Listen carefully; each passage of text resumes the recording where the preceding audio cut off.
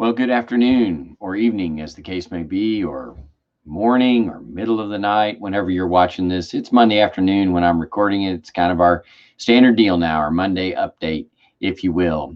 And this weekend, of course, you've heard the big news. Usually I update you on the governor's call, and you've heard the big news, of course, and that is that we're under statewide stay-at-home order. And that brings up at least one question that I realize I really haven't talked about. I think a lot of you are aware, but you can see the backdrop here is my office rather than my house, and that might raise a question about what I'm doing out. And I would say that our office is really not open. Shelly is working from home. Brother Frank, of course, is working from home. I'm here during the days, Monday through Thursday. Ron is here a small amount. He's working other places in the building. He's not in the office. And we are practicing our social distancing. When we get calls, people drop off things for the food pantry. We get things in the mail. That's one of the reasons why I come in. And we handle all those things according to the regulations and the guidelines. We have a very small amount of actual meetings. One of the things that happens on a week-to-week basis, not every week over the last 3 weeks, but a couple of times as we've had counters in. Of course, many of you have been faithful, and we appreciate that in your giving. A lot of you have used the mail, so we still use our procedures for counting that money, where we have two people present and all of those things happening the way they usually do. But we practice the distancing. We keep things isolated, and we have very, very limited traffic. Just a few essential functions that we carry out here in the office. And like I say, food pantry and mail are two of the big ones. And so that's why I'm here. We are not disregarding, I assure you, the recommendations and the requirements now of our governor and our local authorities. We're trying to be as wise about this as we can. Of course, that's why we're doing the broadcast services, and more on that in a minute. But a little happier news in the middle of this. Today, April 6th, is Pauline Recklin's birthday.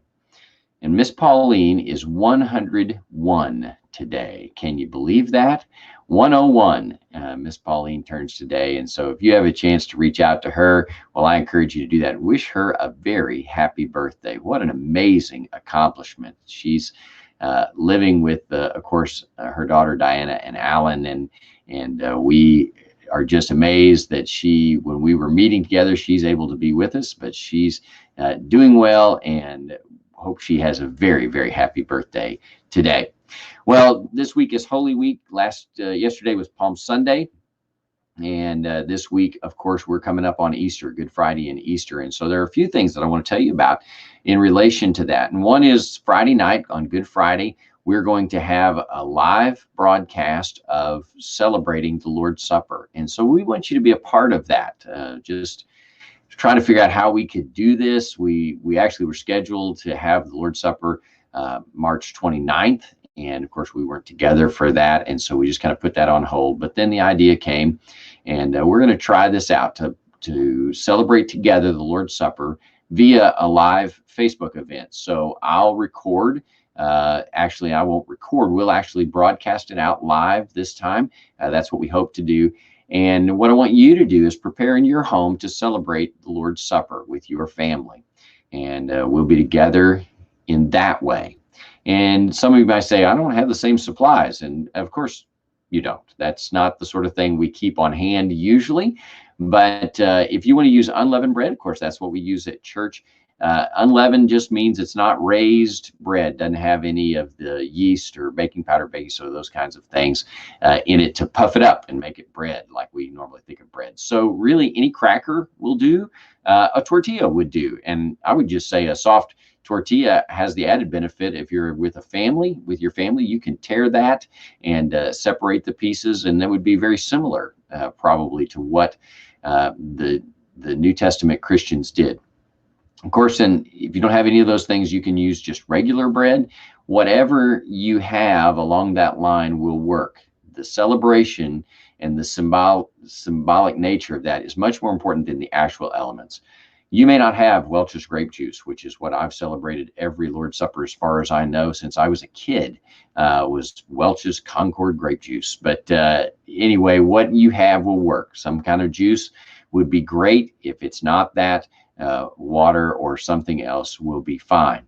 When we were in Guatemala last year, by the way, we celebrated the Lord's Supper with saltine crackers and grape soda, and it was tremendous. We were blessed to celebrate with our brothers and sisters from Guatemala the Lord's Supper, and that's what we're thinking of here. We want you to be blessed as we think on the Lord's crucifixion.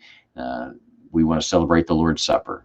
The Bible says in 1 Corinthians 11, it says that by taking the Lord's Supper, we proclaim the Lord's death until he comes. And so what more appropriate time to do that than on Good Friday? We're going to do that at 6:30 p.m. You'll see more announcements about that as we get closer, but 6:30 p.m., we want you to grab onto our broadcast, and that'll be out through our normal channels, Facebook, YouTube, our website. You'll be able to get on that video, and we'll celebrate together. It won't take a tremendous amount of time, but hopefully a very meaningful time for you and your family on Good Friday. We're going to do that.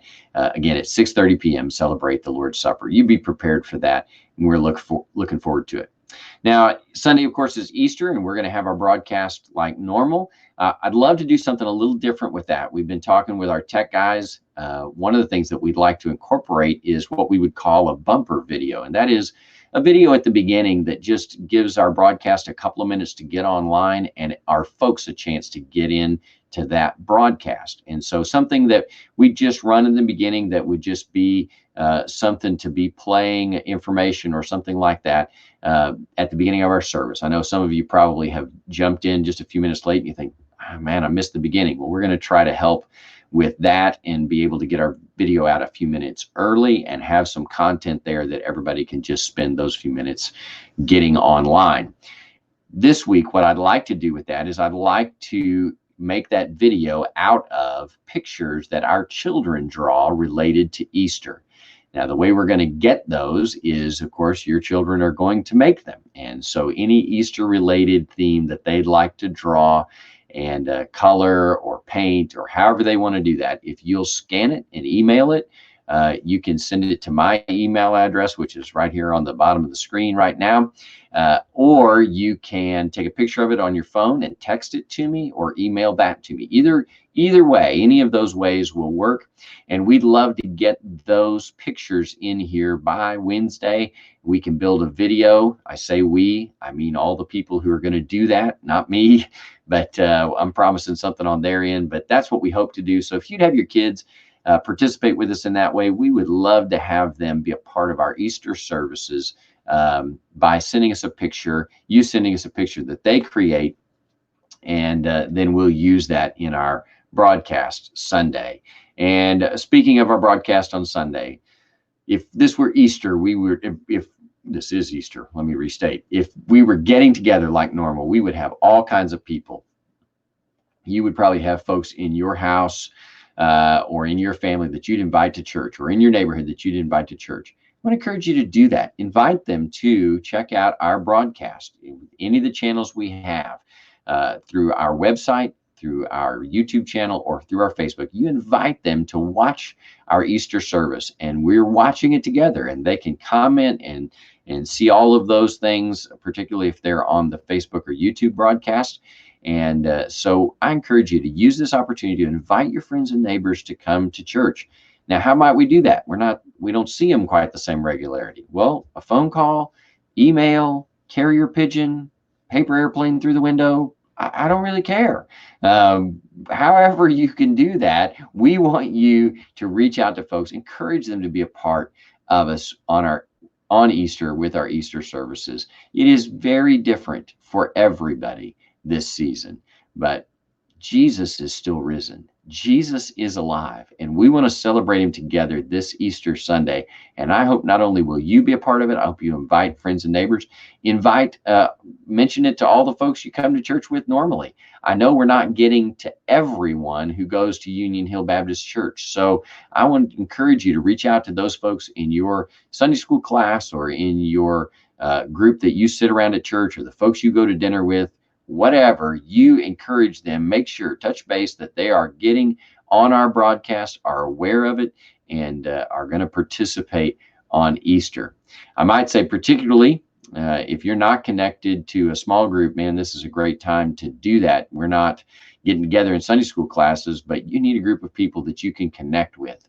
And if you're not connected to a Sunday school class here at Union Hill, I hope you'll reach out to me again. Use that email address that was earlier in the video, and let me know that you'd like to be connected with a class. I'll pass your name along and some contact information to one of our Sunday school teachers in a class that I think you would fit in. And I'd love to have you connected better in community that way. We're looking forward to worshiping with you on Easter. Stay safe, be encouraged. The Lord is still on his throne, and he's looking to do great things this Easter Sunday morning as we celebrate the most pivotal moment in human history, the resurrection of Jesus Christ. We're looking forward to that. I hope to see you soon.